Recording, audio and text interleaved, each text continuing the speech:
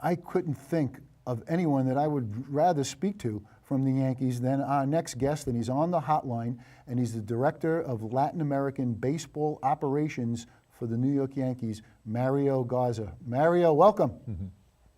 I appreciate it. Thank you. Thanks for having me. Mario, thanks for taking a couple of minutes.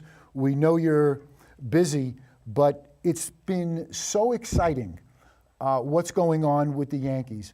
And Mario, all of the headlines and all of the talk on Twitter are the Manny Machados and the Bryce Harpers, and I guess it's understandable, but really savvy Yankee fans understand that something that didn't get a lot of headlines last year at the trading deadline, Brian Cashman traded away players like Chasen Shreve, Adam Warren, and he aggressively went after international signing bonus money, and he signed with that 20 international prospects. So we're going to jump right into it. We're going to go over to our next graphic that our viewers will see, and we have a split screen, an outfielder, Kevin Alcantara, and a catcher, Antonio Gomez. If you could break those down for us, because they were number 10 and number 11 on the MLB International Prospect List. Yeah, those are both really exciting players. So we'll start with Kevin Alcantara. He's a 6'5" center fielder, future five-tool player. I mean, this guy, I couldn't be more excited about this guy. He runs. He's an excellent defender, throws well, and the bat is extremely projectable. I mean, there's hittability, there's power. He uses all fields. This is a guy that's really exciting. And maybe the most exciting thing is his makeup. I mean, his personality, his intelligence, his baseball awareness is off the charts. Wow. Now, when you say outfielder, center field or corner outfielder, or what do you project him? He's a center fielder. Like I said, he's 6'5", so I mean, it's not a lot of 6'5" center fielders in the big leagues, but something tells me that it's going to stay. Like, he's going to be able to stick. So hopefully he will. And the catcher? Antonio Gomez. He's another very special player. He is very physical. I mean, he's 6'1", strong, lean strong, does everything very easily behind the plate. He's very advanced receiving.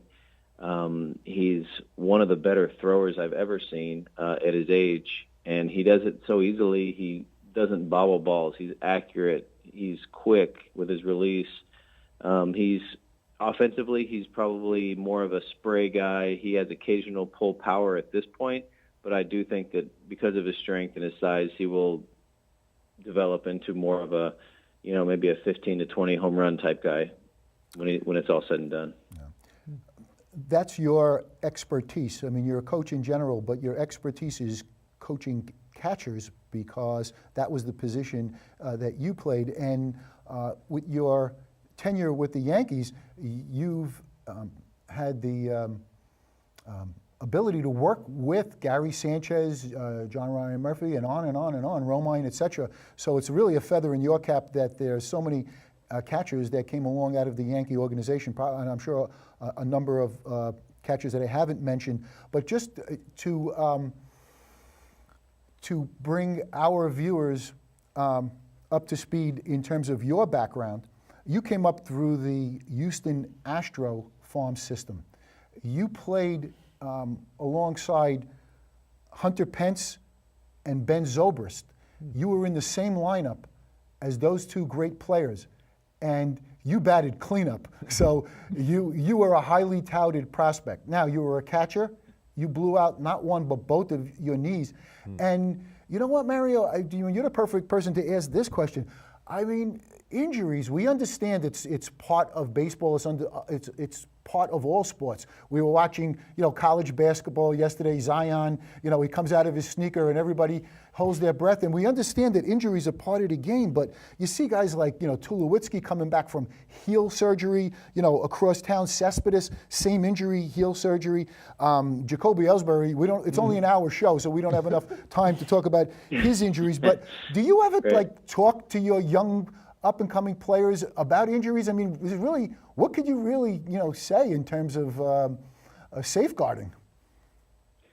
That's a great question. I think that's where we're really trying to get better as an organization, and that's really injury prevention. We monitor workload. Do I talk to the players? Absolutely. We talk about being intelligent with sleep, nutrition. Of course, some freak injuries are going to happen, but as much as we can do on the injury prevention side, that's a big priority for us. We've actually, with the new players we get, we take them through a strength and conditioning camp for the first 3 to 4 weeks that they're with us. And the hope is that they will build up the body and will create strength and core strength, and really try to eliminate a lot of the soft tissue injuries, the hamstring pulls, and the some of the preventable injuries.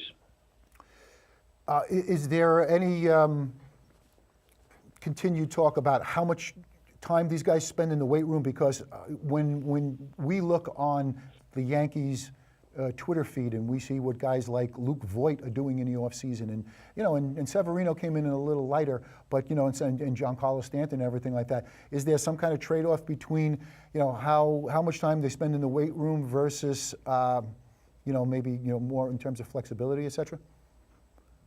Absolutely, and we try to attack both in appropriate amounts. We start our younger guys on more body weight exercises rather than try to bulk them up and do Olympic lifts. We do more, like I said, body weight, and we also do put every player through a flexibility and mobility program. Our performance science program in Tampa has done incredible work as far as just progressing and trying to learn ways that we can improve strength while maintaining flexibility and keeping guys on the field. Mario, I have a few more prospects I'm going to throw at you. So I know I'm not throwing you any curveballs, but just as I go along, Alexander Vargas. He's a lean switch hitter, shortstop who has a very bright future. I think we'll be seeing him in a few years, probably maybe even as early as this year in the States in the lower levels, but I think he will progress quickly. Wow, that is exciting. Switch hitter too. I don't have a graphic of him, but Juan Carrella? Yes, Carrella is a very large, big frame, right-handed pitcher. At 16 years old, he's hit 96 miles an hour, and I think there's a lot more in the tank. And he's long, he's lean, good mechanics. He's able to spin a breaking ball well. I mean, he's got all the markers of a frontline starter in the big leagues. So hopefully we'll continue his development. We'll go over to our next graphic. Here's one that was highly touted. Asiel Rodriguez. He was the #1 international pitching prospect in 2018, and the Yankees signed him. He's another excellent body. I mean, when you look at the frame, he just, he screams starting pitcher, when you look at him at first glance. And then you see him pitch, and this guy, I mean, he really has a great idea, and he's really ahead of the game, ahead of his peers when it comes to pitchability, being able to use both sides of the plate. He's really aggressive, and he's that kind of guy that you can see being in the front line of a Yankees rotation, in 3 to 4 years. Well, hopefully 3 to 4 years, maybe take a little longer, but very soon. Yeah, we have a graphic up for our viewers. Handsome kid, he's got a very piercing look in his eye. He looks like he's determined, and he's got the frame and the body for it, so we're excited about that. We'll go over to our next graphic, and I was very, very glad to see that Luis Severino avoided arbitration back on February 15th. I was just happy to see it for a lot of reasons. He agreed to a 4-year, $40 million contract. The Yankees have a club option for a 5th year. So to me, I was just happy that he avoided the arbitration, because when you go to arbitration, and the Yankees do a great job of avoiding it, but when you go to it, sometimes there's maybe hard feelings on the players' part, because management has to defend themselves as to why they're not giving you X versus Y. And so it was just glad for that case to see him settle with them, and it's got to just relax Luis, and we're expecting really, really big things out of him. And the exciting thing is that his brother signed with the Yankees also. Tell us about Rafael. Rafael, he's a really neat kid. Spent a little time with him today, just talking, and he's a very sharp kid, and he's, I think he's very close to his brother. He learns a lot from his brother, and we're excited to see where it goes. I mean, Luis speaks very highly of who he is and his work ethic and his makeup, and we've seen all of that so far. So we're very excited about having him. I love Luis Severino. He's my favorite Yankee, and I think that as he goes, the team goes. Like last year, when he was pitching like a Cy Young candidate earlier on in the season, it was one thing, and then down the stretch, it was another. You know what jumped out at me, Mario, when he was coming through the ranks, and I noticed that he had a plus changeup when he was a youngster, and he used to pronate his wrist, turn his wrist over, almost like a screwball, and he used to throw his changeup at 83 miles an hour, and it had a lot of late life. It had a lot of sink and fade to his pitching hand, which was very, very important because his slider has fade to the glove side. And boy, oh boy, I just can't say enough how important I believe it is for him to stay committed to that third pitch, because he throws 98 miles an hour. He throws harder than any starting pitcher in the major leagues statistically. His velo last year was 98 miles an hour. But the separation, I mean, the slider is 89 miles an hour, the changeup is 89 miles an hour. So when you do the math, it's only really about 9 miles an hour separation. I'd love to see that, from a flamethrower to get really more, in terms of that real repertoire of like maybe 15 miles an hour. When you look at a Chris Sale and you look at these elite pitchers, these other elite pitchers, they really have off-speed pitches that they dial back to 78 miles an hour, 79 miles an hour versus a 97 mile an hour fastball. And that really makes a world of difference. And I was reading about Rafael, and I think I think he has that understanding also of the importance of separation miles per hour. Do you agree with that? I do agree with that. I think you're right on as far as your assessment with Luis, and you've always been, very astute when it comes to breaking down, pitching and a lot of different things. And I think you're right on with Rafael. I think, and he also obviously has the advantage of learning from Luis and learning from, whether it's mistakes or whether it's just lessons that Luis has learned growing up through the system, and I think that'll give him an advantage. Yeah. Well, we're going to. I'm just going to mention that on my website I wrote a column, and the headline, Mario, was Vino and Lasagna. I'm just going to read the first paragraph. Free agent Adam Ottavino signed a 3-year, $27 million deal with the Yankees. And in my opinion, he joins an all-time dominant bullpen. Chapman, Betances, Zach Britton, I loved that signing, Mario, loved it. Yeah. Chad Green, etc. So the pitching staff might even include Jonathan Loaiziga, and they call him Lasagna. Right. Well, let me be the first to give Ottavino the nickname Vino, so we would have Vino and Lasagna. So let me ask you, Mario, I know you've worked with Loaiziga. Could you tell us how is he healthy with that shoulder? And we're excited. He's got stuff. He's got the makeup, and he's got 4 different pitches. He really, really has quite a repertoire. Absolutely. I mean, I can't say enough about the kid as a person and who he is. And I mean, he's a worker. He's a grinder. So I think I can't necessarily speak on his injury because I haven't seen him yet. But I know he's in camp, but I know he's going through. So hopefully, yes, because as we all know, I think you and I both agree, we both love him. And if he is healthy, he does have elite stuff. I mean, that he showed it last year that he can compete and pitch in the big leagues. And I think the future is very bright for him. And hopefully, like you said, hopefully he does fit in there and contribute this year. I would love to see a kid like that that get the opportunity. I mean, because let's be honest, Dallas Keuchel's still out there, and Gio Gonzalez, and they might fall back in the Yankees. Hey, let's take a flyer on him 1 year or something like that. And we could understand why the Yankees would do that, no question. But it's so exciting to see some of these younger pitchers get an opportunity, and so that would certainly be terrific. And let me just ask you, Albert Abreu. I think he had an appendix last year. Could you fill us in? How is he doing? He did. He's doing great. He spent a little time with us toward the end of last year, and he's great. He's back to pitching. He's back to healthy. So hopefully we can see some of his stuff. I mean, he's another one with electric stuff. He's 100+ fastball and with an outstanding changeup. I mean, he's got some stuff.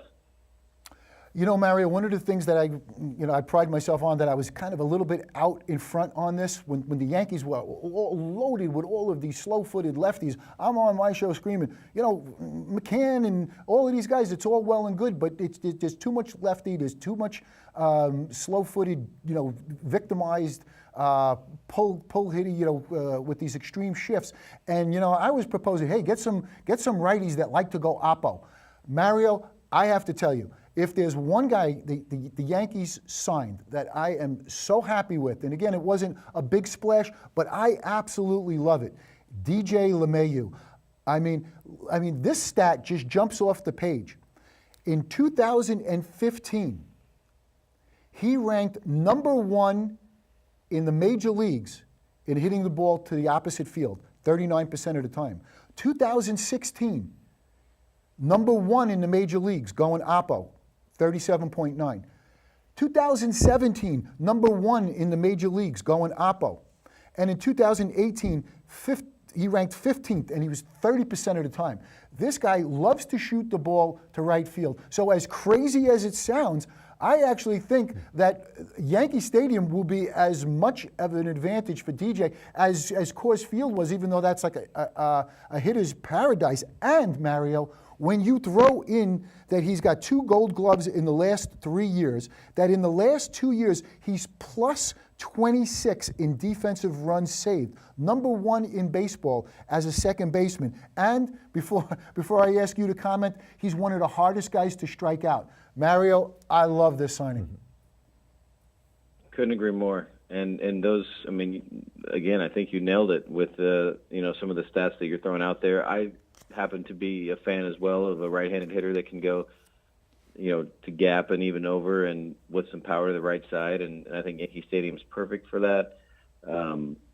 The defensive advantage that he gives us, the defensive depth, and it's not even depth. I mean, he's going to be an impact player right away. At least that's what we hope. And yeah, I think it's an incredible signing. Cash does a great job, and that was another example. Agreed. Mario, another thing that the Yankees did very, very well, they avoided arbitration on Betances, on Bird, Sonny Gray before they flipped him and traded him, Gregorius, Hicks, Canely, Paxton, Romine. That's great. I mean, to avoid arbitration on all of these guys, things are coming together nicely. I know you're busy, just going to keep you for a couple of minutes. We're so excited, we could talk to you all day, but I always liked Florial, Estevan Florial, and when you talked about the makeup of one of the younger players before. Florial I saw something where he's cooking food and he's preparing food for his teammates, before the game and everything. He just looks like a winner on and off the field. Your thoughts? He is one of the most impressive young men that I've met, regardless whether we're talking baseball players or non-baseball players. I mean, this guy is special. And now on top of that, he's got potential to be a 5-tool player. He speaks 3 languages. He taught himself English. He's incredibly intelligent. He's an incredible leader to the younger players, and he's such an example to our guys here in the Dominican Republic and our lower levels of the minor leagues. I mean, he's extremely valuable to us, just on the field, off the field, and he's an incredible person. Checks off all the boxes. We're going to talk about check off all the boxes. We're going to go to our next graphic, Mariano Rivera. Anybody who watches my TV show for the last 12 years, I've sung his praises from day one. And if it's possible for a superstar in New York to be underrated, Mariano, he was because of his demeanor, he was just taken for granted.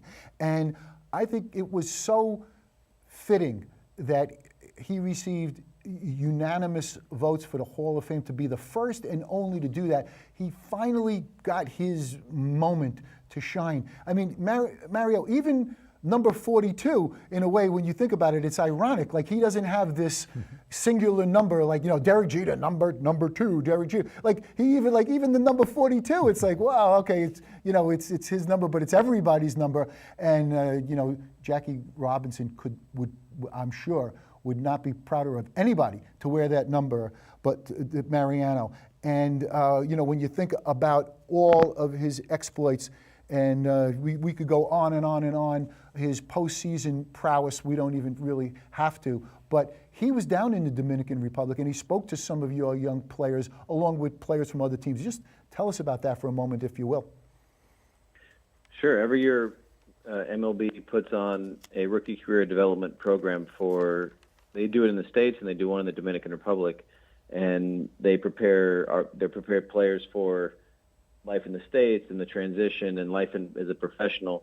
And this year, Mariano was one of the key speakers, and I spent a lot of time with our players, and I think had obviously a bond with the Yankees. And some of the attendees were Juan Corella and Alexander Vargas, Kevin Alcantara, and so he got to spend time with those guys, and it was really neat seeing those guys as they came back. That was one of the highlights of their weekend, and it's just really cool to see Mariano continue to give back and just try to impact the lives of others. And that seems to be what he's really good at, in addition to being one of the best closers, if not the best closer to ever play. And it's going to be such an honor when the Hall of Fame, when they actually have the ceremony. And I actually have a marketing idea for the Yankees. I'm not going to reveal it now. I got a big reveal coming up next month. So I'll throw it out on my TV show next month. Maybe the Yankees will be watching, or I'll throw it out on Twitter. We'll see how it goes. But no matter how many accolades, no matter what you say about Mariano, it's not enough what he was able to do on the field. 5 rings. We know we know all of the importance that and the success that came along with Mariano Rivera. In closing, Mario, because we know you're busy, we thank you for a few minutes. I'd like for you to speak about Donnie Rowland for a minute, if you can, because he's the Yankees International Scouting Director. And I'm just throwing things at you from basically 2018. I'm looking at 2017 guys that he signed. Salinas, Rojas, Serenos, Garcia, a kid Marte, a kid Duran, a second baseman. He could be a sleeper. He batted like .373 in a Dominican summer league. It just goes on and on. If you can, tell us about Donnie Rowland. Donnie is incredible. He's a scouting legend. I mean, he's been around for years. He's ran player development. He's ran the scouting department, amateur. He's run the amateur draft. He's now currently, as you mentioned, our international scouting director. So he's got years of experience. He's a very, very intelligent person, very hardworking.